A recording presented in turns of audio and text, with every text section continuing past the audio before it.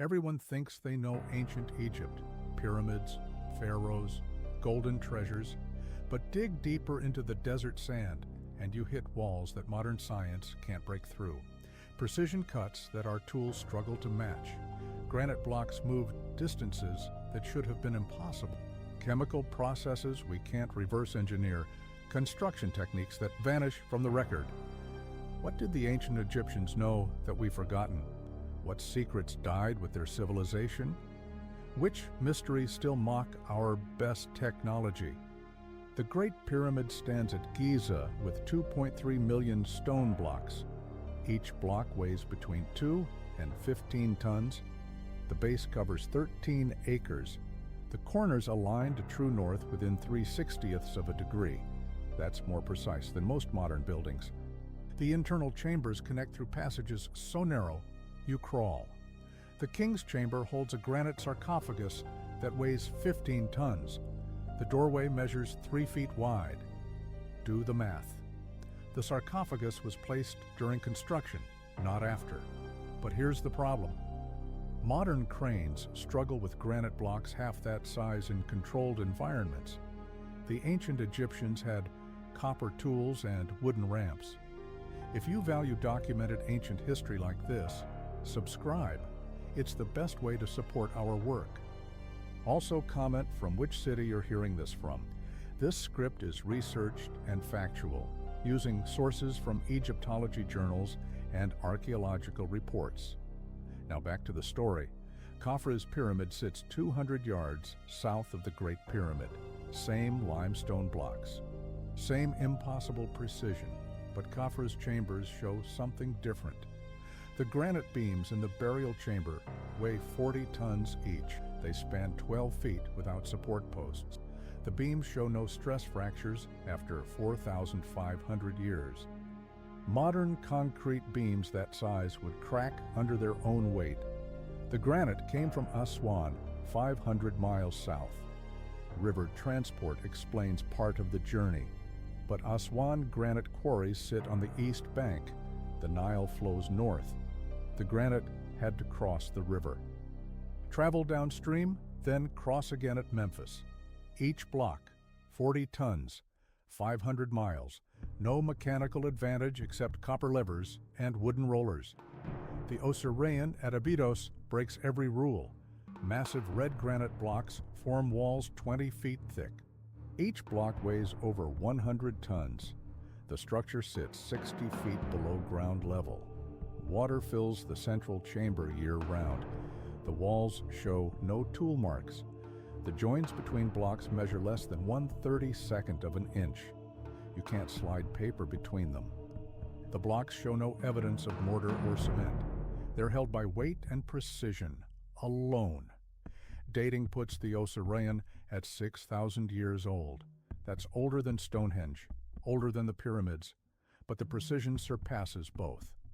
Puma Punku gets the headlines for impossible stonework. But Egypt's unfinished obelisk at Aswan makes Puma Punku look simple. The obelisk lies in the granite quarry where work stopped. 4,000 years later, we can see exactly how they cut it. Except we can't. The cutting marks show no evidence of chiseling, no pick marks, no saw marks. The granite surface is smooth, polished. The cuts go straight down 42 feet into solid granite. The obelisk would have weighed 1,168 tons when complete. That's twice the weight of the heaviest stone ever moved by modern machinery. The cuts at the unfinished obelisk match cuts at other sites. Saqqara shows the same smooth granite cutting. Giza shows it. Abu Rawash shows it.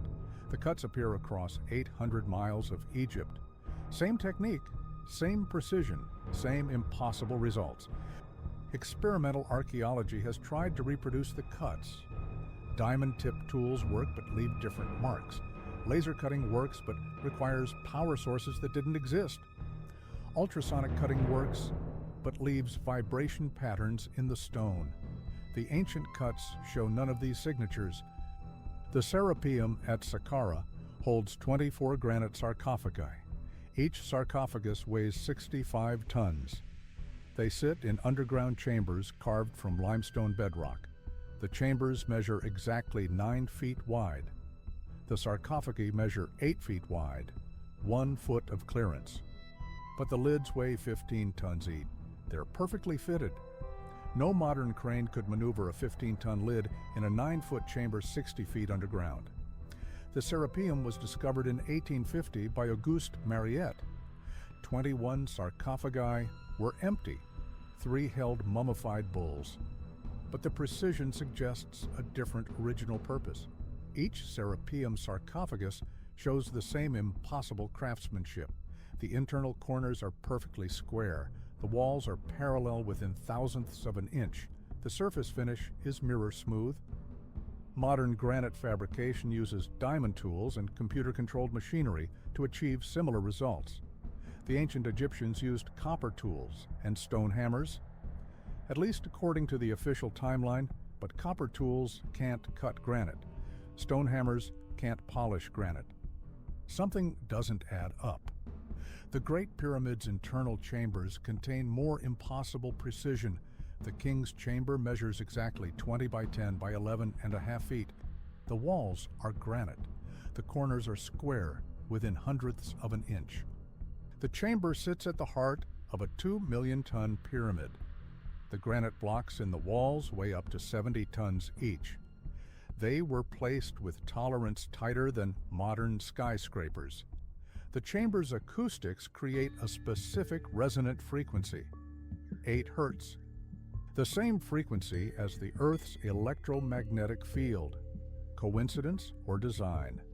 The Queen's Chamber sits below the King's Chamber. The walls are limestone, not granite, but they show the same precision cutting. The chamber contains 2 shafts that angle upward through the pyramid. The shafts don't reach the exterior. They stop inside the pyramid walls. Their purpose remains unknown. Recent exploration with fiber optic cameras shows the shafts contain copper fittings. The copper pieces have corroded in place. They've been there for thousands of years, but their function is a mystery. Chemical analysis of pyramid stones reveals another puzzle. The limestone blocks contain synthetic additives. Microscopic analysis shows the stones are a form of concrete, not natural limestone. The concrete is more durable than modern Portland cement. It's also more precise. The blocks were cast, not carved. This explains the tight joints between stones, but it creates a new problem. The ancient Egyptians supposedly didn't know concrete chemistry. The Romans are credited with inventing concrete in the 2nd century BCE. The pyramids predate Roman concrete by 2,000 years. If you value documented ancient history like this, subscribe. It's the best way to support our work. Also, comment from which city you're hearing this from. Now back to the story. The bent pyramid at Dashur shows something went wrong during construction. The pyramid starts at a 54-degree angle. Halfway up, the angle changes to 43 degrees. The change created the bent appearance that gives the pyramid its name. Official archaeology says the builders changed the angle to prevent collapse. But the bent pyramid is the most stable pyramid in Egypt. It's also the most precisely built. The base is level within 2 centimeters across 750 feet. The facing stones are intact. The interior chambers are undamaged. Nothing about the bent pyramid suggests structural failure. Alternative analysis of the bent pyramid suggests intentional design. The angle change creates specific acoustic properties. Sound waves entering at the base emerge at the apex with altered frequency. The pyramid functions as a frequency converter. Similar acoustic properties appear in other pyramids. The step pyramid at Saqqara, the red pyramid at Dashur, the pyramid of Unas at Saqqara. All show evidence of acoustic engineering, but acoustic engineering requires understanding of wave mechanics. The ancient Egyptians supposedly didn't have that knowledge. The valley temple next to the Sphinx contains some of Egypt's heaviest stones. 200-ton granite blocks form the temple walls. The blocks are stacked 3 high. The temple has no internal support columns. The roof spans 40 feet, supported only by the walls. The blocks fit together with the same impossible precision seen elsewhere. No mortar, no cement, no gaps. The temple has survived 4,500 years of earthquakes, floods, and sandstorms. Modern buildings with steel reinforcement don't last half as long. The Sphinx itself presents multiple mysteries. The head is proportionally too small for the body. The erosion patterns suggest water damage, not sand damage. The head shows chisel marks. The body shows smooth weathering. Radiocarbon dating of organic material in the Sphinx mortar gives dates between 9,000 and 7,000 years old. That's twice the official age of the Sphinx. It's older than Egyptian civilization itself, but the head shows distinctly Egyptian features. Somebody recarved an older monument. The Giza Plateau shows signs of master planning. The three pyramids align with Orion's belt as it appeared in 10,500 BCE. The alignment is precise to within 1 degree. Computer modeling shows the star positions for the date match the pyramid positions, but 10,500 BCE is 5,000 years before the official pyramid construction date. Either the pyramids are much older than believed, or the builders had sophisticated astronomical knowledge spanning millennia. Aerial photography of Giza reveals additional structures. Ground-penetrating radar shows empty chambers beneath the Sphinx. Seismic analysis reveals cavities under the pyramids. Thermal imaging shows temperature variations in the pyramid walls. The variations suggest internal spaces not shown on any map. Some of these spaces are large, room-sized. They could contain artifacts, records, or technology, but Egyptian authorities restrict access to most sites. The spaces remain unexplored. The Abydos helicopter hieroglyphs spark controversy.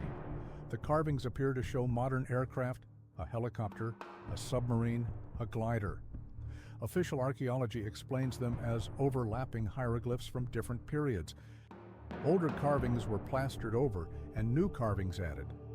Over time, the plaster fell away, creating composite images.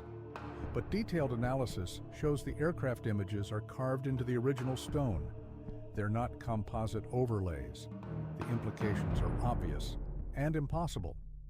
Chemical analysis of ancient Egyptian artifacts reveals advanced metallurgy. Gold objects contain platinum traces that require temperatures above 3,000 degrees Fahrenheit. Bronze objects contain aluminum traces that require electrolysis. Iron objects contain steel alloys that require precise carbon control. The ancient Egyptians supposedly worked with simple furnaces that reached 1,000 degrees maximum.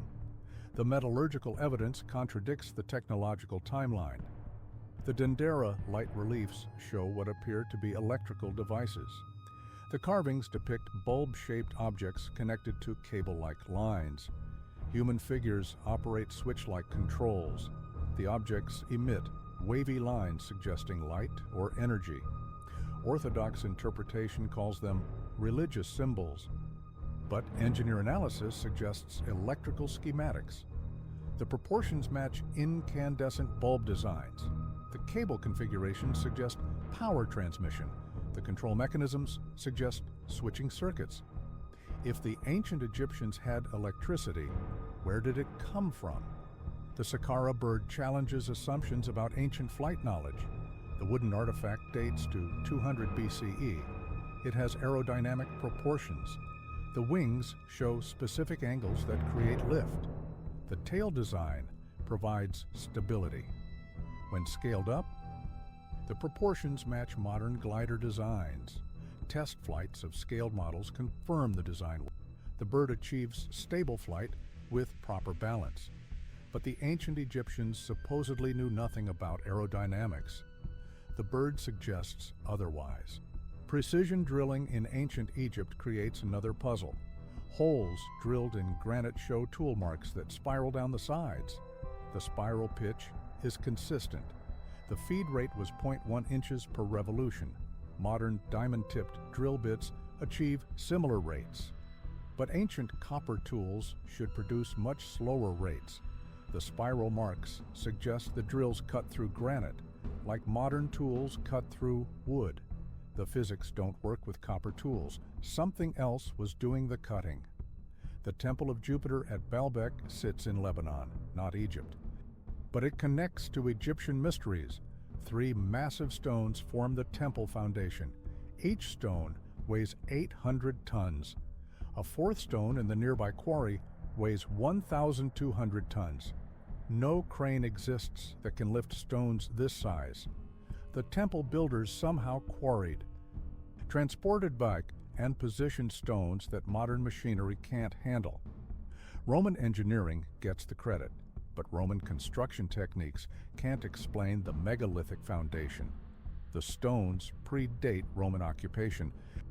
Recent ground-penetrating radar surveys of Egyptian sites reveal extensive underground networks. Tunnels connect the pyramids to the Sphinx. Passages run beneath the Giza Plateau. Chambers extend deep into the bedrock.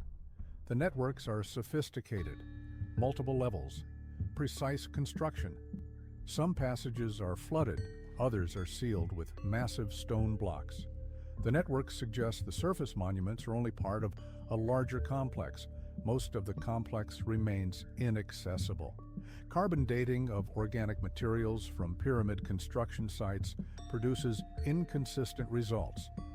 Wood samples from the Great Pyramid give dates ranging from 2600 BCE to 4000 BCE. That's a 1,500-year spread. Multiple samples from the same location give different dates. The inconsistency suggests either contamination or deliberate material mixing.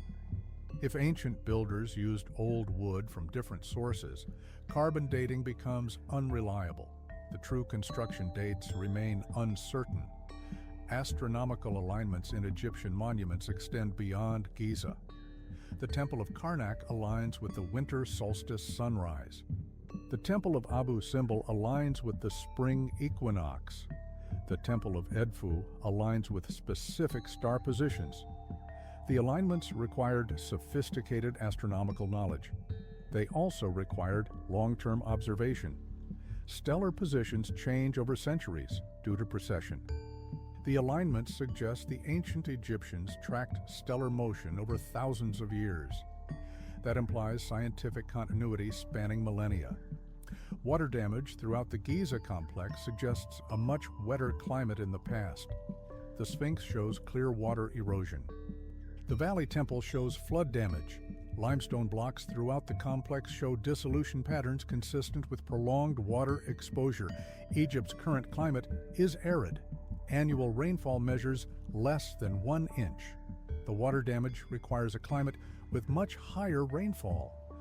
Geological evidence suggests Egypt experienced such a climate between 10,000 and 7,000 years ago. That's consistent with radiocarbon dates from Sphinx mortar. It's inconsistent with official chronology. The inventory stela found near the Great Pyramid tells a different story. The stela describes repairs to the Sphinx during Khufu's reign. If accurate, the Sphinx predates Khufu. The stela also mentions the Great Pyramid as already existing when Khufu became pharaoh. Official archaeology dates both monuments to Khufu's reign. The stela contradicts official chronology. Critics argue the stela is a later creation, but the hieroglyphic style matches 4th Dynasty inscriptions. The stela might be authentic. If so, the monuments are older than believed. Recent excavations at Göbekli Tepe in Turkey revolutionize understanding of ancient capabilities. The site dates to 11,000 years ago. It contains megalithic structures with sophisticated carving. The builders were supposedly hunter-gatherers, but the construction requires advanced organization and engineering. Göbekli Tepe proves ancient peoples could create complex monuments much earlier than previously thought. The implications extend to Egypt.